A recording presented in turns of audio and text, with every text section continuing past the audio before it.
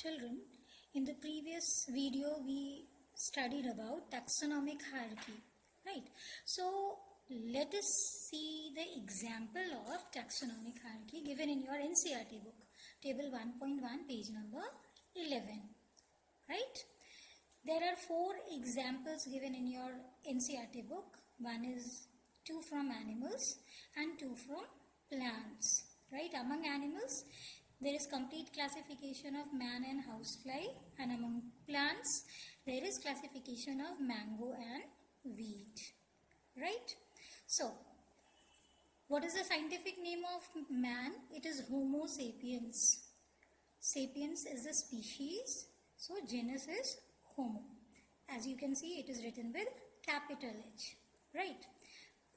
Man belongs to family Hominidae, order Primata, which includes monkeys, apes, humans, class Mammalia, and phylum in case of animal, phylum Chordata, right?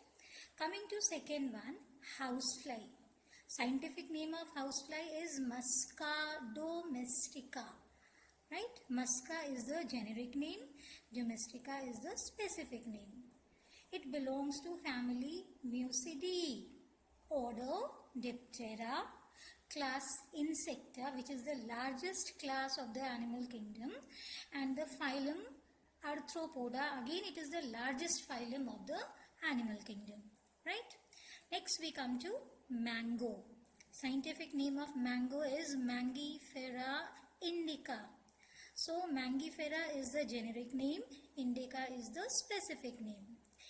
Mango belongs to family Anacardiaceae, order Sapindales, class Dicotyledonine. It is a dicot plant and it belongs to division Angiospermae, right? And the last one given in your book is wheat. Scientific name of wheat is Triticum aestivum. Triticum is the generic name, aestivum is the specific name. Wheat belongs to family Poaceae, order Poales, class Monocotyledonine, division Angiospermae, right? So you need to learn this table, okay? And what type of question will be asked from this section? You will be asked to illustrate taxonomic hierarchy, giving one example of a plant or an animal. You can choose any one given in your book and then you have to mention its phylum or division, class, order, family, genus and species. Clear? So that was all about taxonomic hierarchy. Coming to the next topic, that is taxonomic aids or taxonomic tools. Once again, let us have a recap. What is taxonomy? It is the branch of science, branch of biology which deals with the principles and procedures of identification, nomenclature and classification of organisms, right? And all those which help in the study of taxonomy, they are called as taxonomical aids or taxonomical tools. So how could we define taxonomical aids? Techniques, procedures and stored information which are useful in identification and classification of organisms. So these techniques, these procedures, these stored information could be in the form of living specimens, could be in the form of dry specimens, could be even in the form of books, right? All the things which give us some information about the living organism, they are called as taxonomic aids and taxonomic tools. What is its utility? This taxonomic aid is required for proper identification of organism and finding out their relationship with others, right? So that after identifying an organism, we can use this information in different fields like in agriculture, forestry, industry, right? Or in any other field like obtaining drugs, okay, so that we could exploit them, we could use them for our benefit, right? So one such taxonomic aid is herbarium. Remember your childhood days when we were getting flowers, a beautiful flower or a beautiful shaped leaf. What we were doing? We were keeping it in between the pages of the books or the notebooks, right? And after some time, after some days, that dried leaf or the dried flower, we used to keep that as a memory, right? So that is what is the basic idea of herbarium. How can we define herbarium? It is a place where dried and pressed plant specimens mounted on sheets and are kept systematically according to a widely accepted system of classification, right? So in herbarium, what do we do? First of all, we collect the specimen, plant specimen. We dry it by pressing it in between the books or the newspaper, right? And then after complete drying, it is being pasted on the sheets, special type of sheets called herbarium sheets, right? And then after pasting these dried plant specimens on the herbarium sheets, different parts are being labeled, and on the upper right corner, lower right corner of the herbarium sheet, there several informations are given, like what is the common name, what is the scientific name, from where was it collected, right? Who collected it? All those are written. So a herbarium sheet is nothing but it is very similar to that of your pages of a scrapbook. Right, these are colorful sheets of a particular size, right? So over these sheets only the dried and the pressed plant specimens are placed with the help of glue or with the help of sellotape, right? Each and every part, if required, it is labeled, and in the lower right hand corner, the information related to that particular plant part is being written, right? And after that, it is covered with a cellophane paper or a plastic to prevent it from fungal infections or microbial infections, right? And then so many sheets are arranged together according to a system of classification about which we'll be talking in the second chapter, right? So how we are going to use this herbarium? What is its advantage? Number one, it is a repository or storehouse for future use. It could be used as a reference anytime, anywhere, right?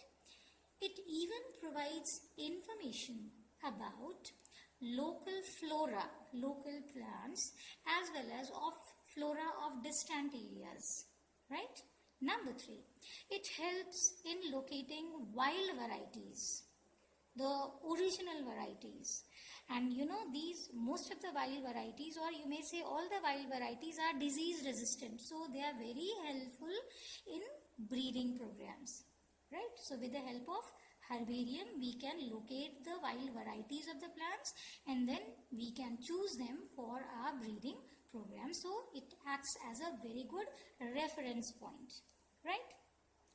Likewise, second taxonomic aid is the botanical garden. You must have visited a botanical garden, right? So in short, what is a botanical garden? It is a collection of living plants, right? Specialized gardens having collections of living plants for scientific and educational purposes. You must have seen that beside every plant, its scientific name, common name, family, right? Anything unique about its behavior, feature, everything is mentioned, right?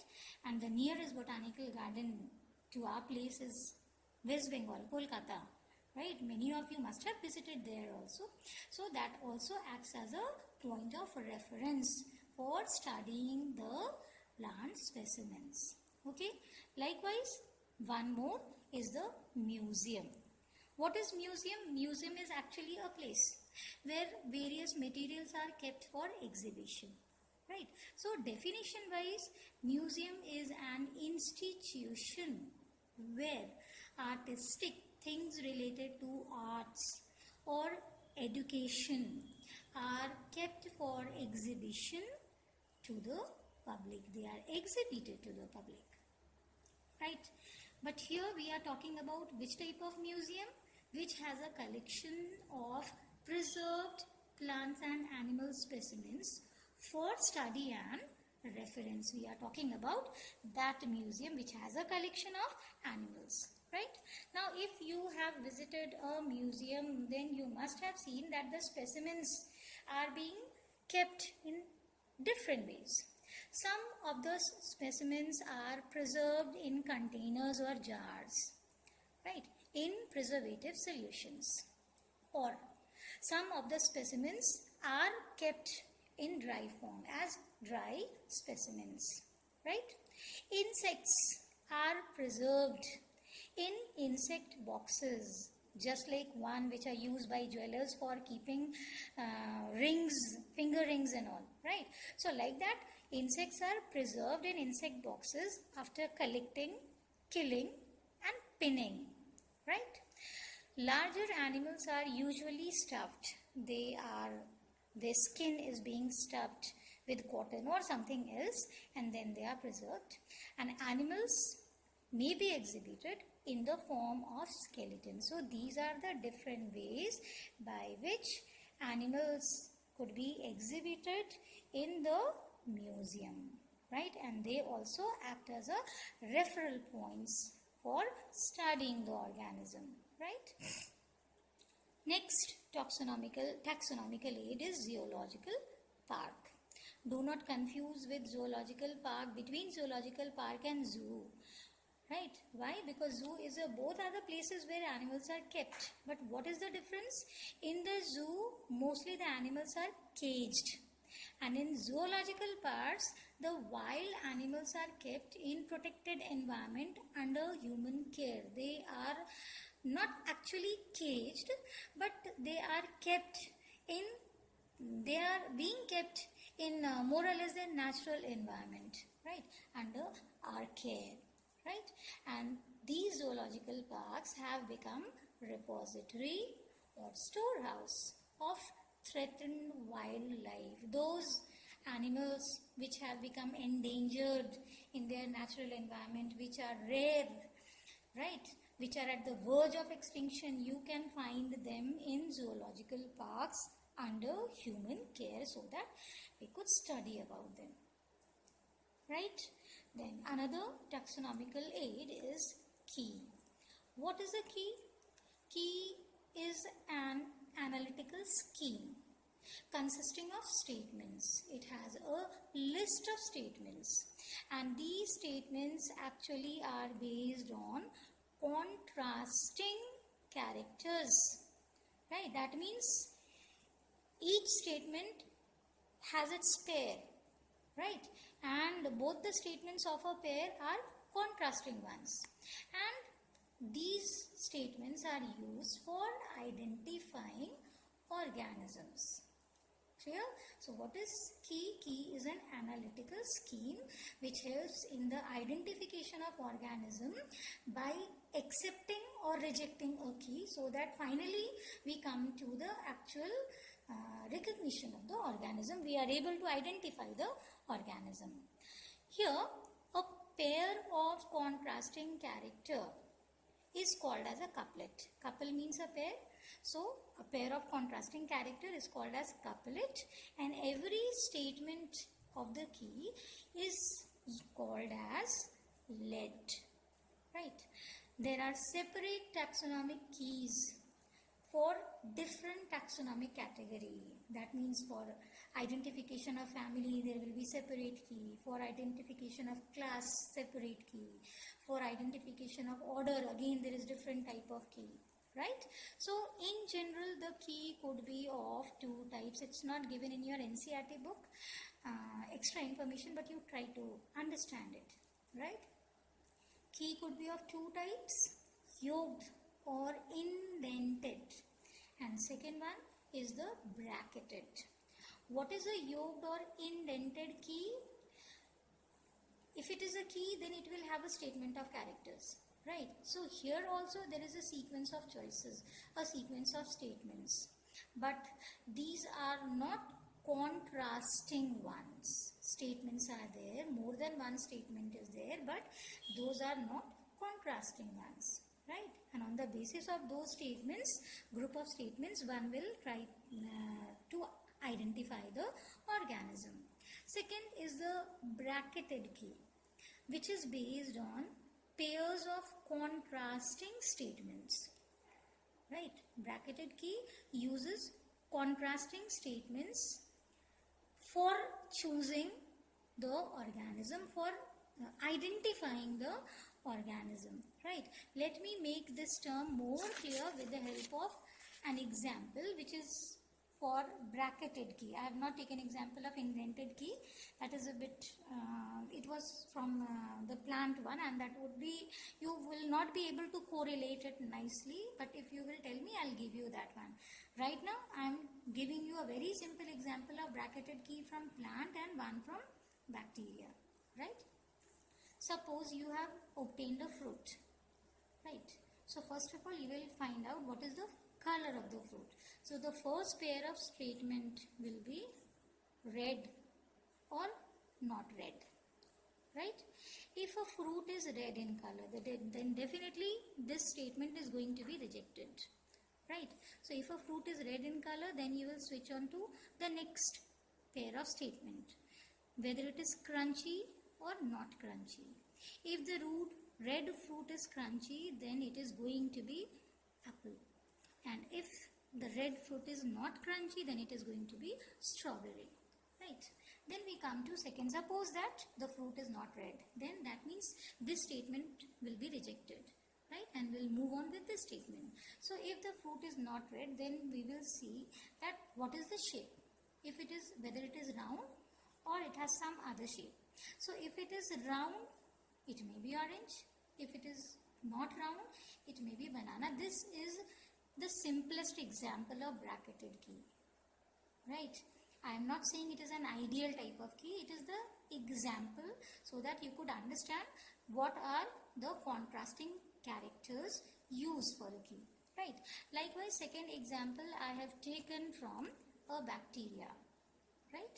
Suppose a particular bacteria has been identified, has been discovered, and you have to identify what type of bacteria it is. Okay. So what we will find, that whether that bacteria is showing is gram staining or not.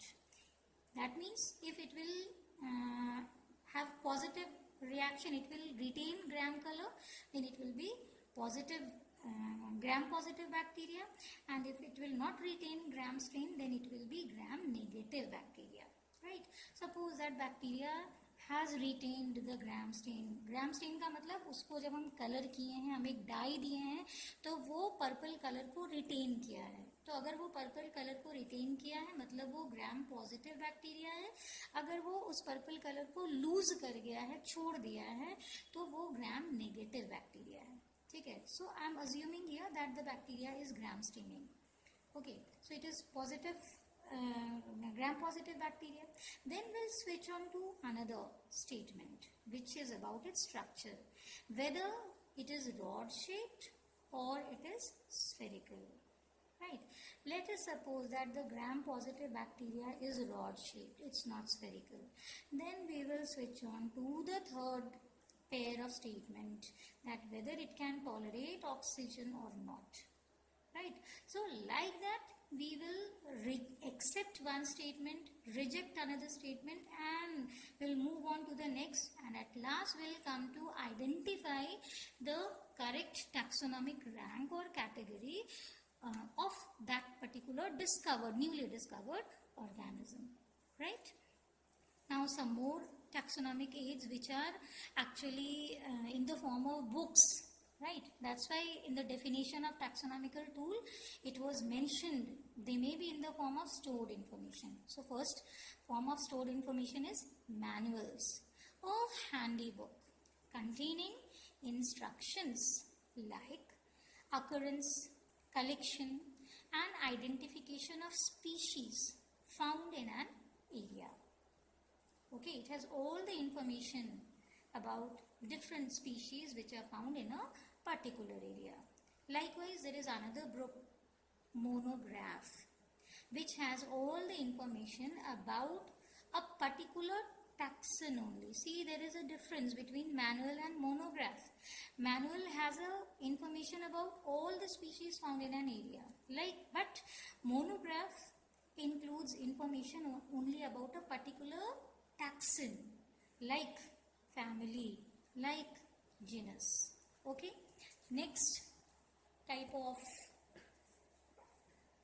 key is flora. You know, flora is a term related to plants. So it is a book containing information like habitat, climate, distribution, description and index of plants found in a specific area. What type of plants are found in a particular area? If you want to get that information, flora is the book from where you can have that information, right? Another type of key is catalog. It is a list. You know, catalog is a register, a list, right? That has all the species found in a particular place with brief description, right? So that you can go through the catalog and you will find out, you can come to know that in which place it is being found, what is its description, so that with the help of catalog you can refer to a manual or a monograph or flora if required. Clear? So children, this is the end of chapter 1 and you will be given assignments also from this chapter, and in the next video we'll start chapter 2. Thank you.